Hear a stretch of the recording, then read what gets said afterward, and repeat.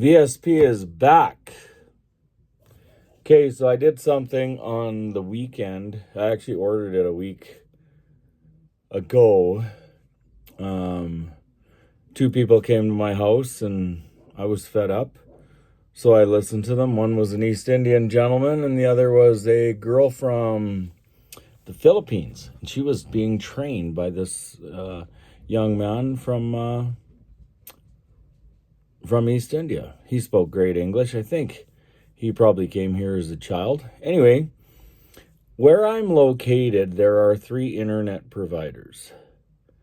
The biggest one is TELUS. They supply BC, I think some of Ontario, Alberta, and whatever else. I'm not sure.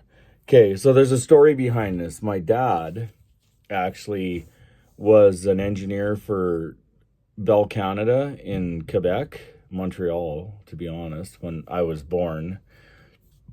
But because of political and whatever views, he wanted to move to the West, which he did with us. I think I was 6 months old.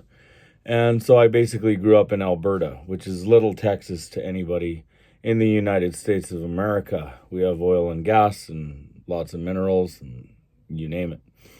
Anyway, well, I'm going to keep my cellular phones with TELUS, but I'm going to keep my home provider with Eastlink. And basically, without bullshitting anybody, this is how bad the internet is in northern Alberta. So I paid TELUS for 100 megabytes per second download, which is you can stream movies, you can do anything, you can surf the net, you can stream on your phone, do whatever. But when it gets busy, the boxes get overloaded because I live in an area where fiber optics weren't run. So back in like 1998, my house was built. So it's like 20 some years old, whatever.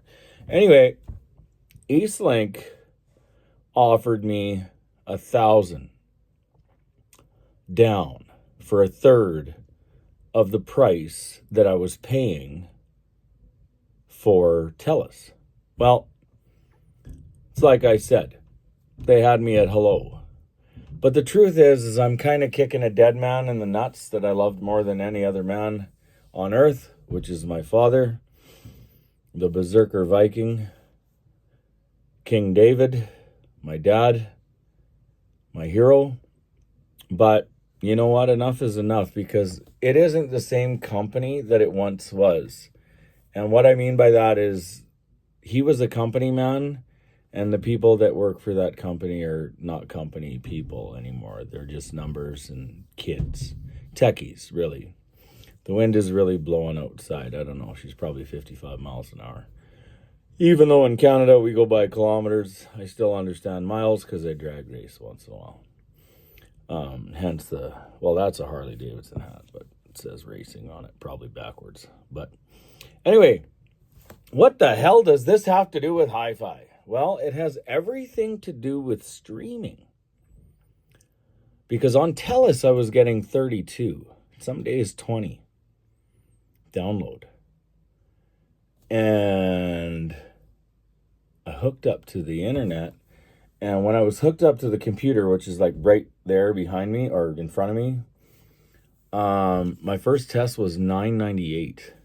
My second test was on my phone at 668. And to be honest with you, I wanted better quality television, which I'm seeing clearly on, because I've got a really high-end TV upstairs with older AVR that's not really playing 2.1 or 2.2 or whatever that HDMI is. And it's improved. Like it's improved. There's no pixelation. It's a Q9.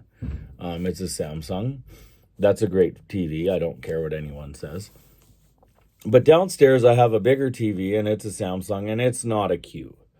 It's a lower model, but I bought it just for UFC fights and shit like that. And now I'm looking at upgrading to probably a Bravia. But I absolutely love Samsung because they're the biggest audio company on earth. audio, video, electronics. They're the biggest. And they're Korean. And I could tell you a story about that anyway. But anyway, the Weem Ultra, which is a spectacular product. I don't have to tell anybody about it. You already know about it. Everybody's reviewed it. Yeah, there might be a clocking issue. Sure. I've tried the little DAC that fixed the clocking issue. I think the little DAC causes more problems from SMSL, the PO100. There's also a DO100. I've tried the SMSL SE1, and it all gives me the same problem, and that's clicking if I skip tracks. It just clicks. Bothers me. I hate it. I also tried it on Sunday night with my NAD C700, which is hooked up to 2 Infinity speakers and a subwoofer that I just kind of keep in my office. And I'm not going to lie. I honestly think with my ears that the streaming sounds better. Without lying. So how much does your internet take to, like, how much download speed do you need for whatever you're running? You know, like, streaming sucks, even though you're with Tidal. And I'll tell you why streaming sucks. And why vinyl, I think, is better. Because if you put a vinyl record from, like, 1970 on, and it's clean, and it's in good shape, and it's nice, there's a magical sound to that. Even though there's crackling and snapping and popping, you know, if your record isn't 100% clean. But older songs, like, let's use, like, early Black Sabbath, streaming, and I'm using Tidal, and I'm using a NAD, I'm using a Weem Ultra, you know, and, you know, it comes up as maximum or high definition or whatever, because there's so many different things that pop up on the screens when you're watching them. And I've got a big, like, iPad that I can see everything that's going on. I could do it off my phone, I could do it off a tablet, whatever. But mostly I have Apple products. Anyway, internet. That's the question to you guys. Do you guys got any information? What do you think? Do you think better internet helps streaming? Because I think it does. I listened to some stuff and it was almost comparable to CD.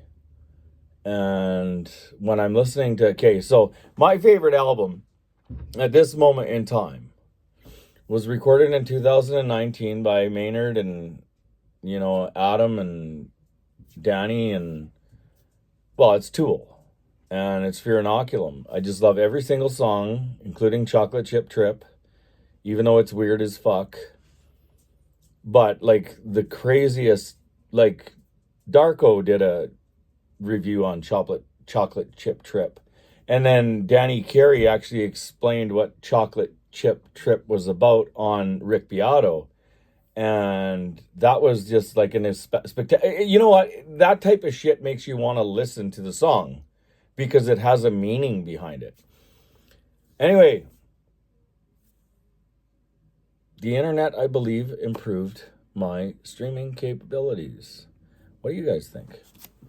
Anyway, maybe someday someone will subscribe to my channel. Maybe some people like me, some people don't. I'll be honest with you. I am me. I'm just me. And do I know as much about the audio equipment as the next guy? No, not necessarily, but my ears do. And I've been collecting since I was 10 years old, when my dad gave me the 1010 Pioneer. I've got a vast selection of Cerwin Vegas. I've got a vast selection of Klipsch, like a ridiculous amount of Klipsch. I have some Paradigms that are just so beautiful. I was going to pick up that Cambridge today, but I just didn't have the time. I was too busy at work. And I know that the Cambridge only has 2.0 HDMI, and I'm going to replace my upstairs receiver with it. But I measured it, and the cabinet that I have has to be completely cut out. And I've been building speaker wires for it out of high-end, banana plugs and silver, blah, blah, blah wire. Because I don't need to pay... At this point in my hi-fi career, I don't need to pay, $400 for a pair of speaker wires. I think I will with my reference system, but that'll be in about 6 months when, the economy kind of comes back. We're having an election today in Canada. For all the people that are following Canada, I'm a progressive conservative, so basically a Republican in the United States. Even though I somewhat disagree with Donald Trump and what he's doing, I understand it. The only problem is the last time someone in the United States of America did this, it was disastrous. But Trump has a lot of good people around him. So, because a lot of the products that I love, Harley Davidson, Mopar, Pioneer, the list goes on and fucking on and on and on and on. I can't stop. Like even special hockey sticks I used to use all came out of the United States of America.